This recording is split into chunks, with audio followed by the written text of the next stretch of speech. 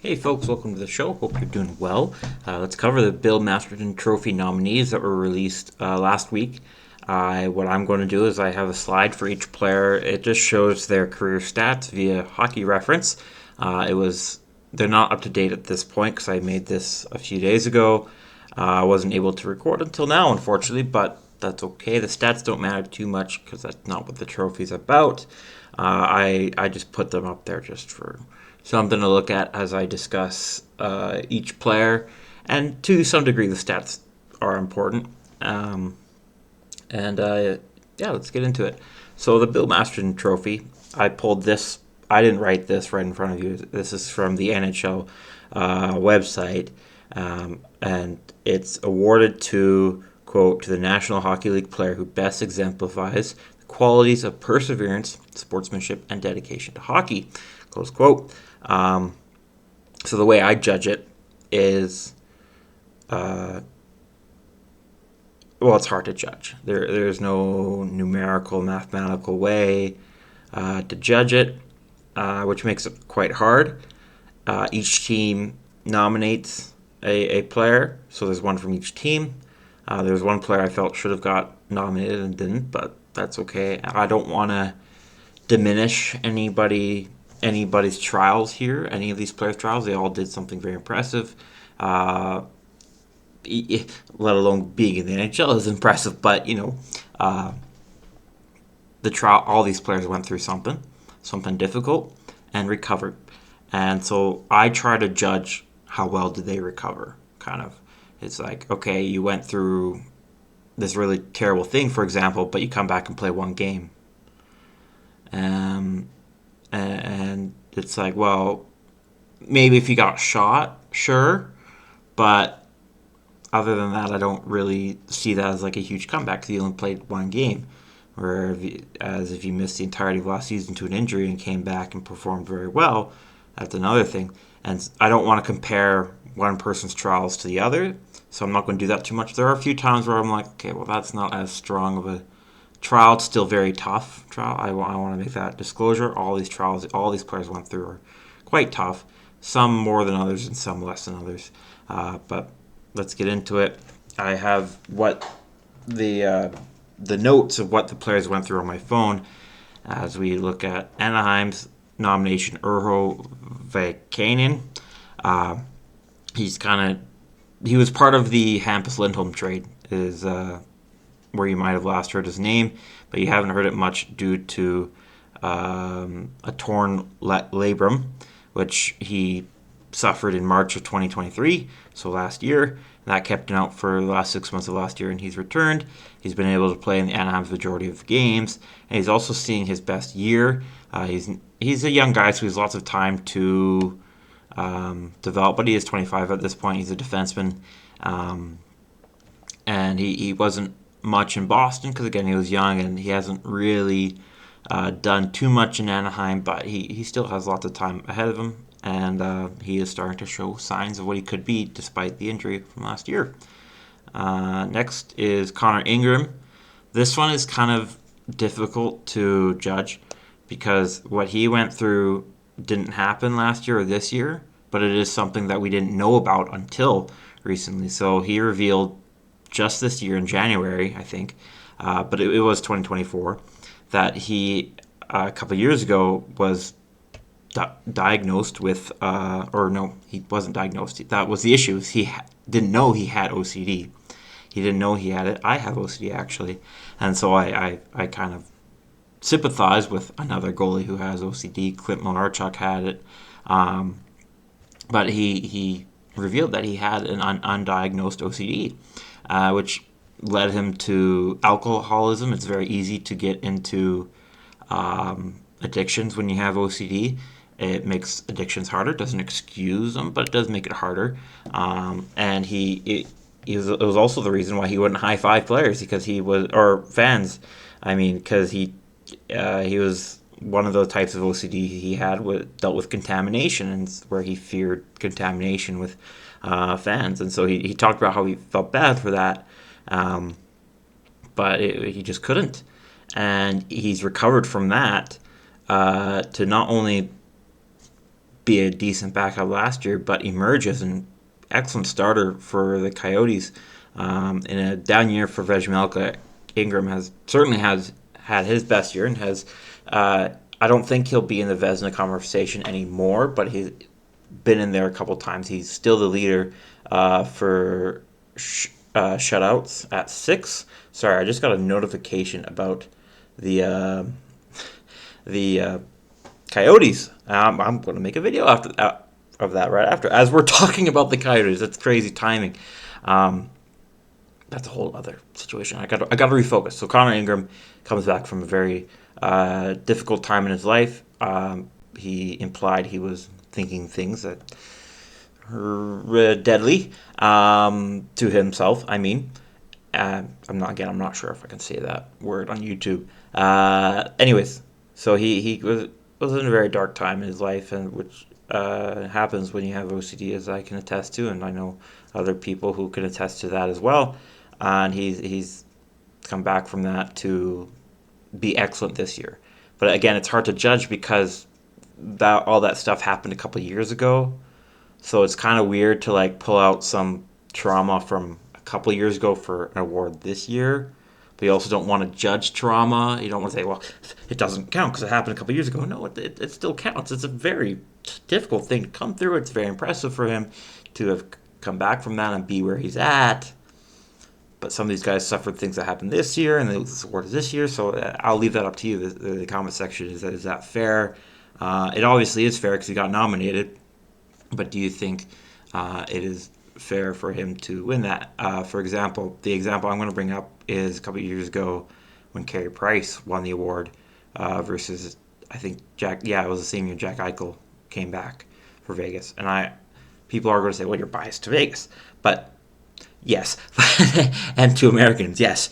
But the reason I was thinking of is, okay, so Carey Price and Jack Eichel both went through some terrible things. Carey Price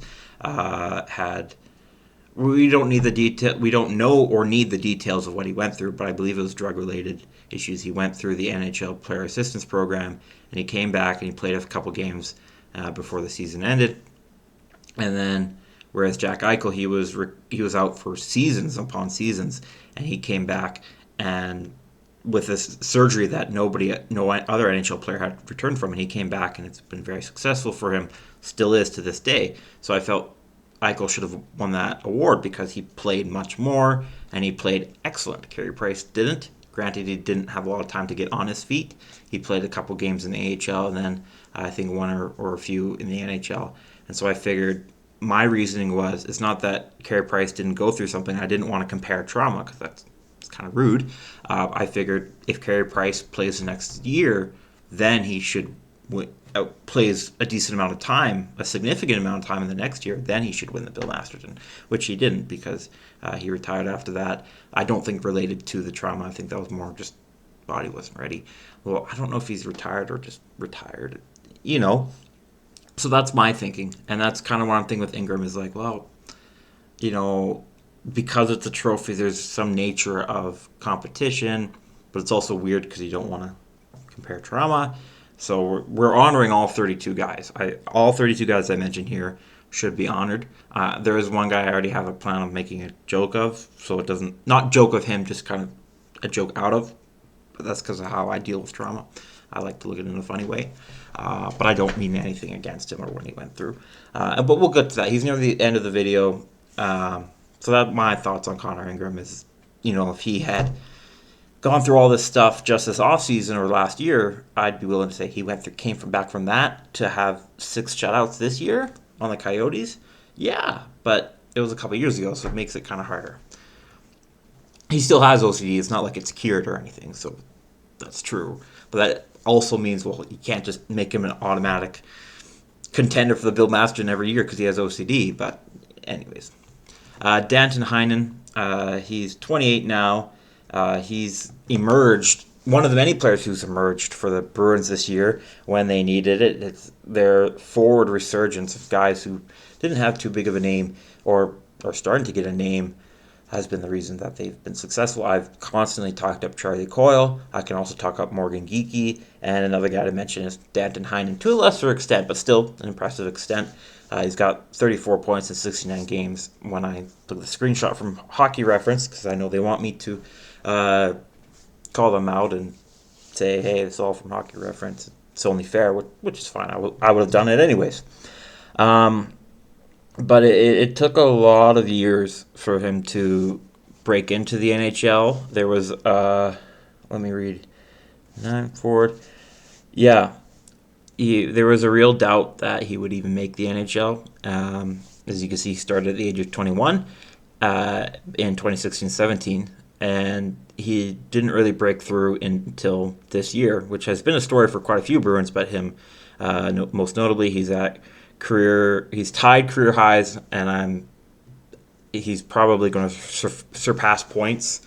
Oh no, he had 47 in the second year, but still, it's his best year since his second year in the NHL, which was with Boston before he was traded to Anaheim as part of the Lindholm trade. Went to Pittsburgh, back to Boston. So he's bounced around a bit, and he's finally found a home again where it all started. Next is Luukkonen. He was a third string at the beginning of the year. I kind of completely forgot that he was a third string goalie at the beginning of the year. He was slated behind Eric Comrie and Devin Levi, and I did feel like they were overhyping Levi.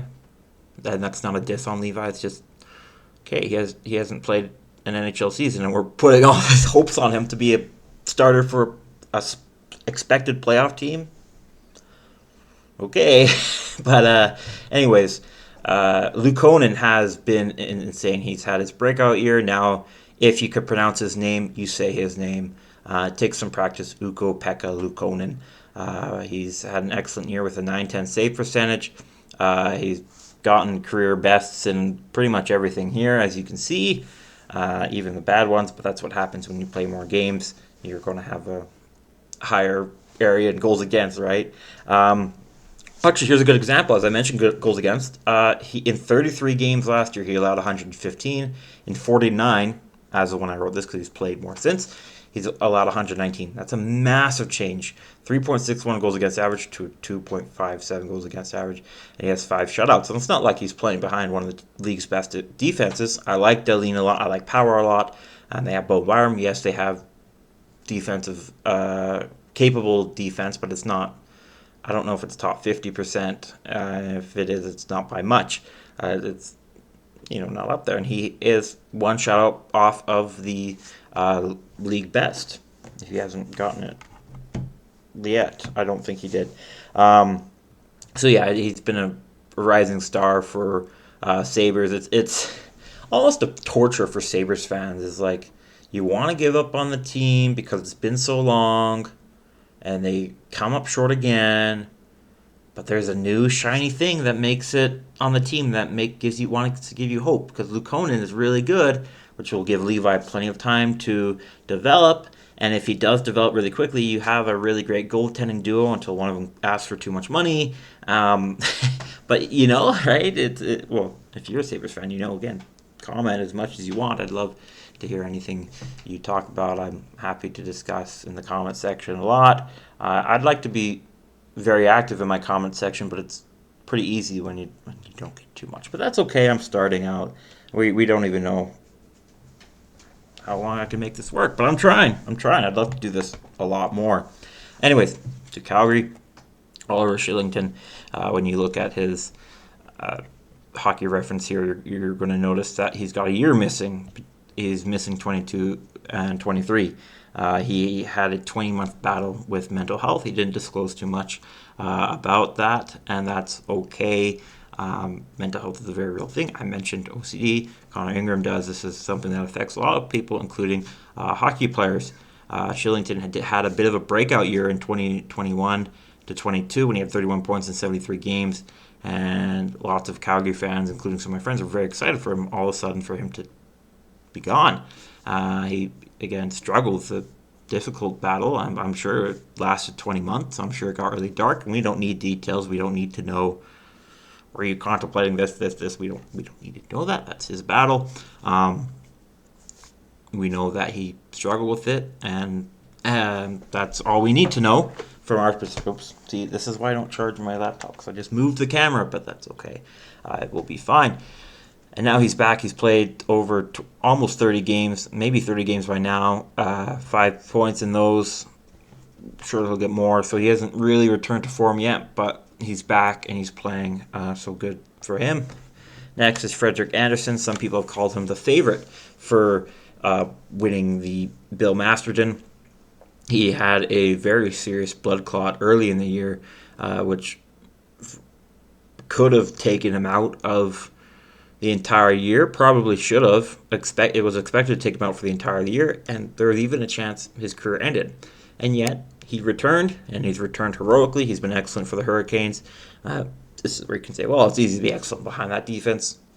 Sure, but he still is playing very well, and you can't take that away from him, and you can't take away that from the fact that he had a blood clot in November, and he's recovered from that. So good on him, great on him, really, and I wouldn't be surprised to hear his name called for the trophy.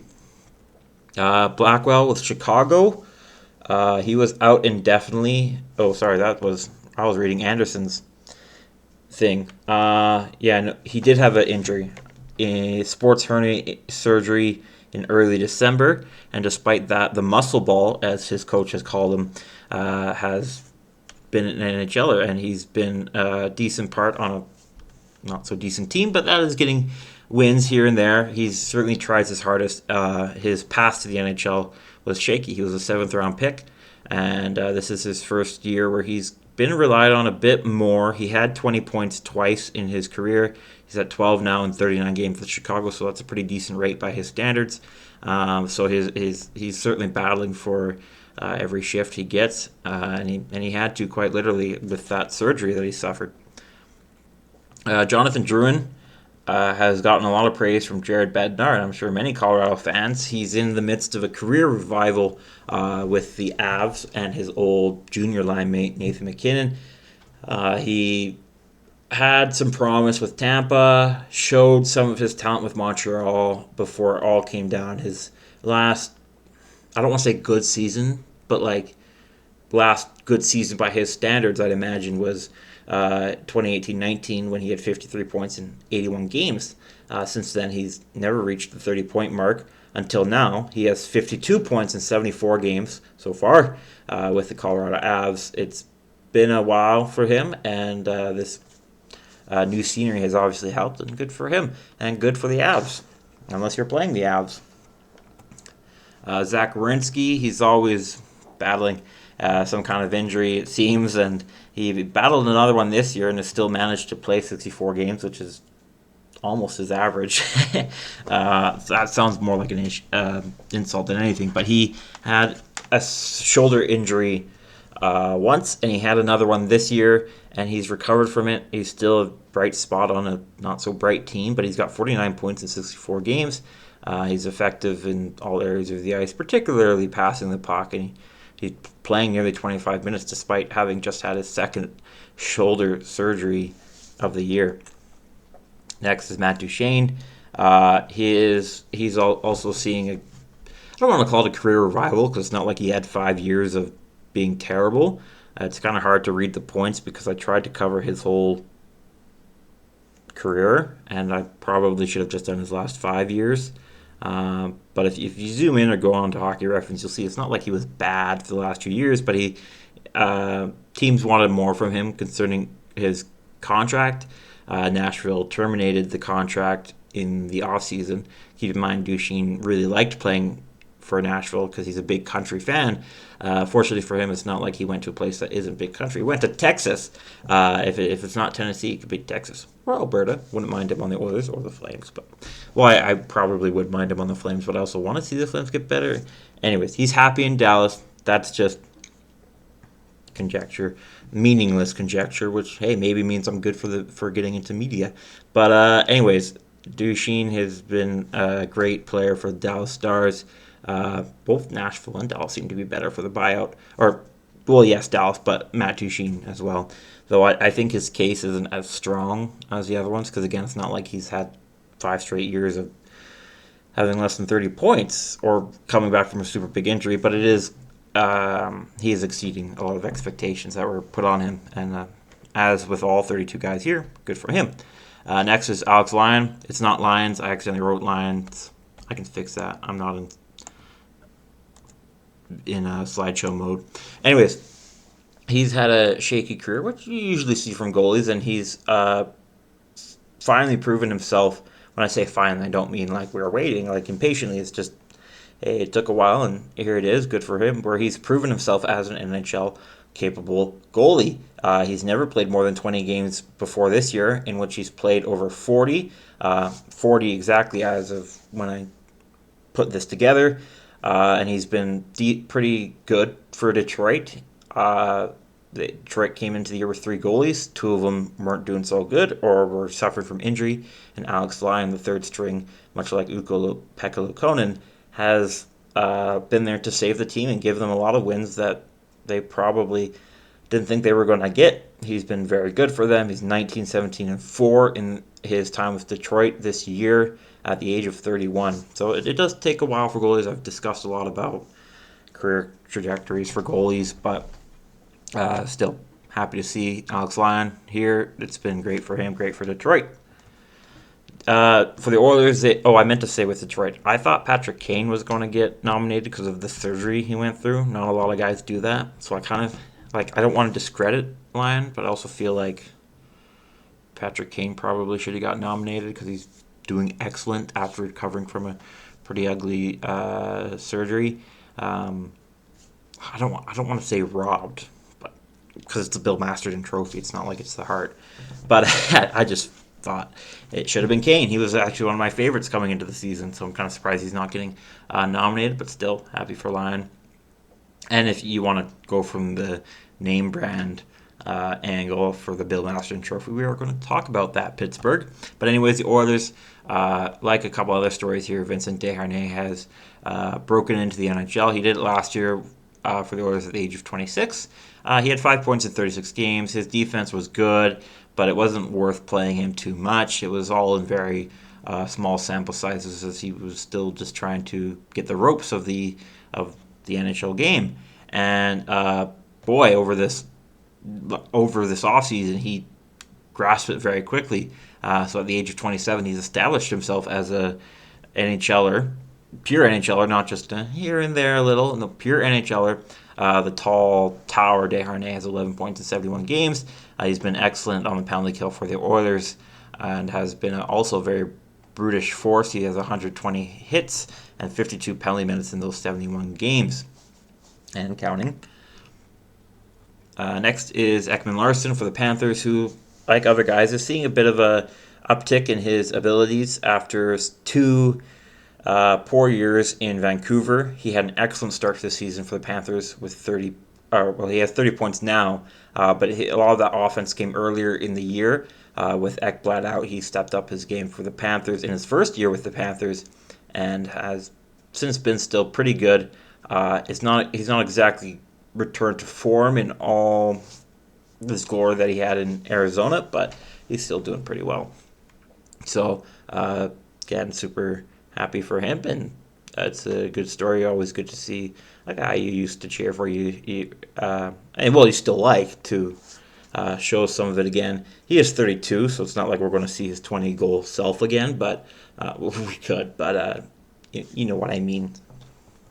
Victor Arvidsson from LA, he has also seen quite a few injuries, actually, this year alone. So many that I'm not even just going to mention them. I think the fact that he has played 12 games as of when I put this together is pretty dang impressive, and he's been pretty good in those 12 games and counting. So he could certainly be a favorite for some of the voters for the Bill Masterton Trophy. On Minnesota is Marco Rossi. He is currently fifth among rookies in points this year, and is one of the only three Wild players to have played in every game so far for the Wild. And the reason that makes it so impressive is 3 years ago he was diagnosed with myocarditis, which is an inflammation of the myocardium, which is the heart's muscle tissue. So when that inflames, there is going to be reduced blood pressure. So he is a guy who's at risk of multiple issues because of blood pressure. Probably shouldn't be expected to have 82 game seasons, and yet he's on track to play 82 games, and he's done it very well for the Wild. He's nearing the 40-point mark if he hasn't hit it already. Because again, this is a few days old, but I don't remember him having a 3-point game. So, anyways, awesome story for him. But kind of like with Ingram, I wonder if the fact that it was 3 years ago might reduce his chances of winning. But at the same time, this is his first full year in the NHL, so might not. The last couple of years were just kind of on an interim basis, right? That you usually see from call up and send downs for the AHL to the NHL. For Montreal, it's another guy who's most of these guys are having high points in their careers.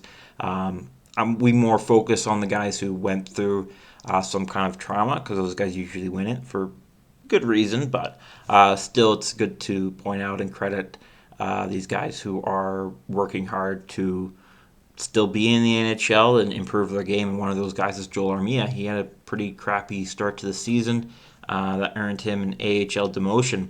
Eventually, he was called up, and since then has been one of the league's best defensive forwards. And he's emerged offensively too. He's had a career high 16 goals. He has 59 games so far, and he's at 22 points. So he's not too far behind from his career high in points. I'm not sure if he'll reach it. I wouldn't bet on it, but he'd have to be a point per game. But still, that's okay.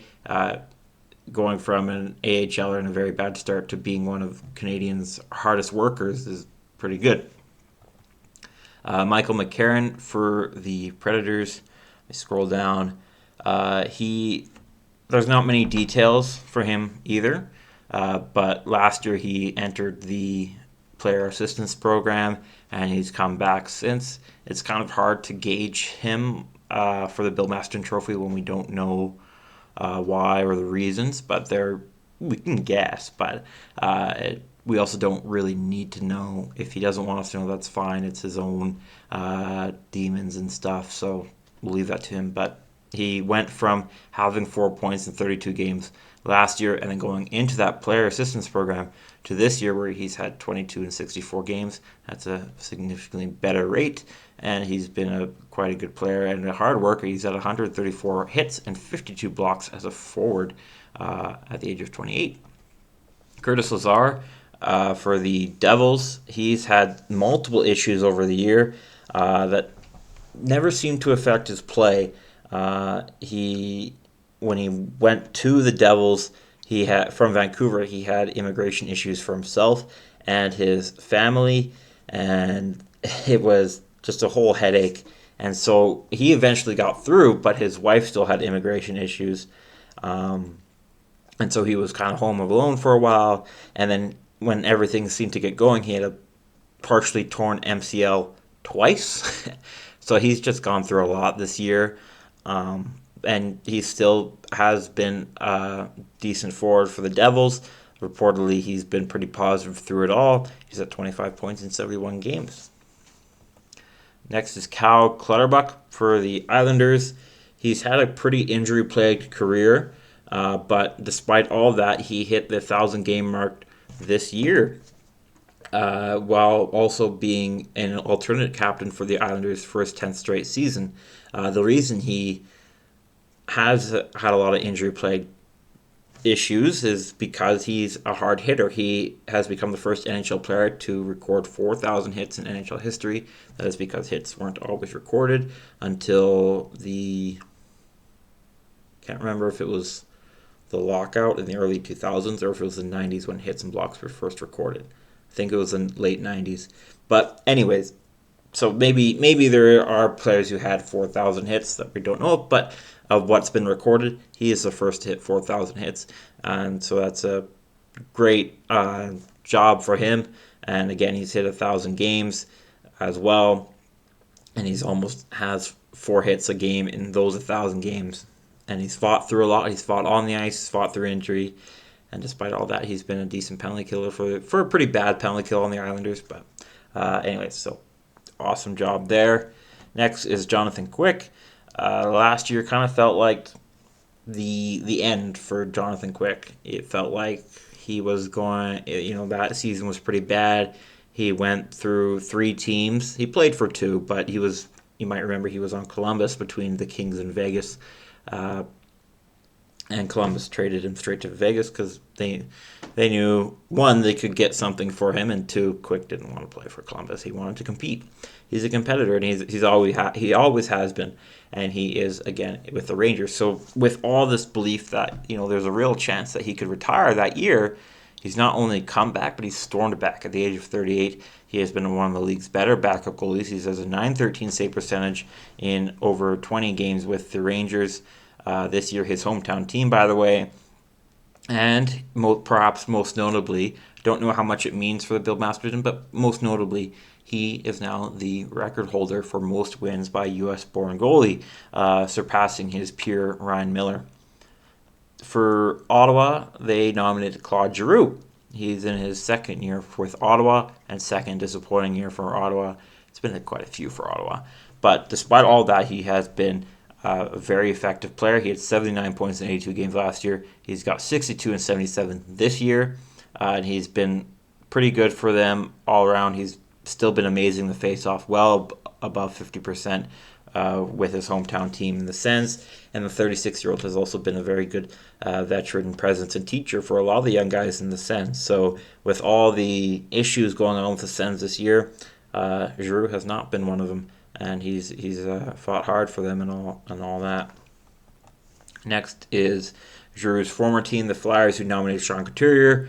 Like Shillington, you'll notice that he's missing the 2022-23 season because he didn't play. And it wasn't for the same reason Shillington had. He had a upper body injury, which isn't always disclosed because some players will say, "Oh, you got an injured elbow, for example. Let me hit that." Why do you think Mark Stone keeps getting injured? Because everyone knows he has back issues, so everyone hits him in the back. Anyways, we're talking about Couturier. He has returned to be one of the better players for a Philadelphia team who has been surprisingly playoff contenders this year. It's not Couturier's best year by any means, and he's not going to win the Selke like he did once, but he has still been a good part and the captain for the Philadelphia Flyers this year after everything that went on last year to his body. Across the state of Pennsylvania, Sidney Crosby, I feel like he's kind of getting nominated more for Hart Trophy reasons because he's just kind of been dragging this Pittsburgh team to playoff contention as we've seen lately. But the other notable reason is his consistency through his entire year. Because if you look at all the points here and get all of the points he's had in each season and compare them to games played, you'll realize he's tied Gretzky for 19 seasons where he's been at a point per game pace, and they've all been consecutive. This is his 19th year, so that's a very impressive mark that nobody else besides the great one has hit. We'll see if other guys do, but until then, that is Crosby's and Gretzky's record to share. Maybe Crosby will break it next year. We don't know. We'll see. But for now, he has been the heart and soul for Pittsburgh Penguins and doing everything in his power to put them back in the playoffs. And he's been the reason that a lot of fans of the team and even not fans of the team have believed in the Penguins at various points this year, including more lately. So I don't think that really constitutes too much for the Bill Masterton Trophy, but it is still impressive. Maybe Pittsburgh was thinking they can get some name brand voting happening. I do think that was part of the reason with Carey Price winning it. Again, not to diss Carey Price in any way or what he went through, but I do feel like a lot of voters really like the idea of giving him a Bill Masterton Trophy because he couldn't get the Stanley Cup. Anyways, St. Louis, Nathan Walker. I always like pointing out Nathan Walker's nationality because he's got two nationalities, and neither of them are common in the hockey world. He was born in Wales, and he holds an Australian citizenship. So again, neither of those you see in the NHL. And yet, here's Nathan Walker, not one bit Canadian or American, except for the time he's spent playing hockey there. So for him, he's gone through quite a lot for the Blues. It wasn't until last year where he emerged as an I wouldn't say consistent NHLer because he played 56 games and he's played 41 this year. Might be due to injury. I don't think it is. But though with the way he plays, I'm sure he has some bruises. He does like to hit a lot. He's almost at two hits per game in his career, but he it's just been very impressive and a good story for St. Louis to see him uh, break through and become a consistent NHL presence at the nearing the age of 30. He's 30 now. I just mean Hockey Reference says him at 29 because they take it from a certain date, which I believe is in February, and so I just kind of go by that. Anyways, San Jose is Justin Bailey. He's another guy who's broken through this year at a later age, which is fine. He's at the age of 28. He's also been an important charity presence. He's mixed race, so he deals with a lot of racism issues, and he as in one he's handled racism, and he's also helps kids out with it too in San Jose. He's bounced around the AHL and NHL a lot, and has had multiple shoulder surgeries that has almost ended his career. But he joined the Sharks on November 27th, and since then has never left the team for any extended period of time. He's played nearly 60 games with the team for his first time in his entire career, and has hit the 10-point mark for the first time in his career at 14. So pretty good story for him. Now this is where you can make a joke as well. Does it give him more power because he's on San Jose? He has to put up with playing for the Sharks, or do you argue that well he's on the Sharks? If he made a playoff team, that'd be more impressive. But those should just be jokes and nothing more. Good on him. Good that he's playing in the NHL because I'm not. You're probably not. So there it is. For Seattle is another guy who's emerged in his late 20s. It seems to be a common theme for a lot of these guys. Not every team has a guy who missed the last year for injury, comeback or something. But Joey Daccord has been a big bright spot for the Kraken. He's never played more than 10 games in a single season for his career until now, where he's played nearly 50. He's been one of the league's better goaltenders at a .918 save percentage. All this, he's breaking through at the age of 27. So really, really good story for him and the Kraken, and they're obviously very happy to have him. We always talk about how weird Seattle's goaltending has been. They got Grubauer and Dreiger, and everyone felt like, okay, well, neither of those guys are probably going to be as good as they were the year before. But maybe, just maybe, as long as they're 70% as good as they were, that'd be an elite goaltending duo. And then Dreiger has had health issues, and so has Grubauer. Grubauer sucked until last year, and he's showed more of his old self in the playoffs. And this year he's been here and there. But Kraken hasn't had goaltending consistency in their entire franchise history, which isn't very long, until Joey Daccord. You'll also notice that Joey Daccord is yet another goalie who left Ottawa to become a starter elsewhere. It's something Ottawa would really like. I just felt like I had to point that out. Anyways, I'm sure Ottawa fans already know. Maybe they didn't need me to. Moving on to Tampa Bay, Isamont has gone through something very serious. He has become a mainstay in the NHL for the first time this year. Last year he had 54 games. This year he's played 76 games. He played for 3 teams last year as well. So he didn't really have a home for an NHL team until this year.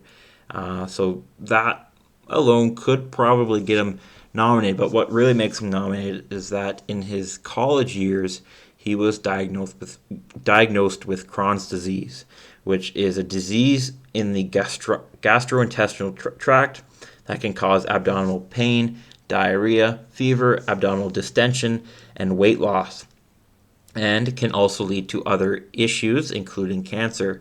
So it's a very scary disease, and that he again was diagnosed with in college. And despite all that, he has this year become, at the age of 27, a mainstay on a pretty good Tampa Bay Lightning team. Is it? No, it's not the same team that won the Cups, but still, it's a pretty good team that he has been a good depth forward for. Nearing the end, as there goes my light, is Ilya Samsonov. Okay, the light's going to stay. Ilya Samsonov. So this was the one I was talking about. My camera. Thank you, light, for messing up everything. Now I gotta go check out my video. Yes, my face is still on the screen. We're good. I apologize for that, but we're so deep into it, I'm not gonna restart. I think I had a good run here. So Ilya Samsonov with the Toronto Maple Leafs has had quite a rocky year. He had an excellent year last year, yes, with a 919 save percentage. Coming into this year, I was thinking I don't think he would be super good. He's never had two really good years in a row. Last year was his best year, yes, but before that, as you can see, he hasn't really been consistent in his first year, a rookie for the Washington Capitals. He was a 913 save percentage over 26 games. Then he dropped to a 902 over 19 games in his last year in Washington. He did play 44 games, but could only manage 896 save percentage. So he played hero for the Maple Leafs last year with 42 games played, 919 save percentage. But this year it started out really bad, eventually earning him a AHL demotion.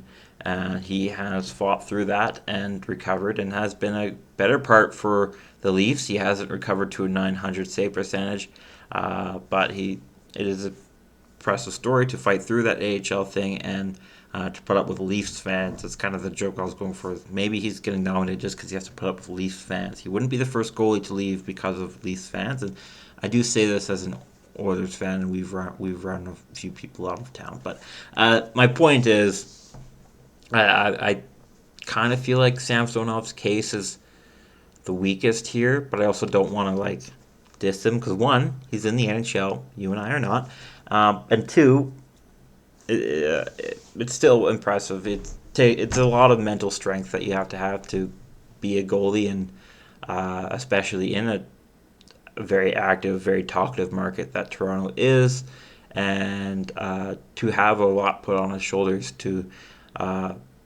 be really good for a team that needs it, that has a lot of issues. That's a deeper video, but you know what I'm talking about. So good on Samsonov, but I was kind of raised my eyebrow and was at his nomination, but I don't want to diss him in any way.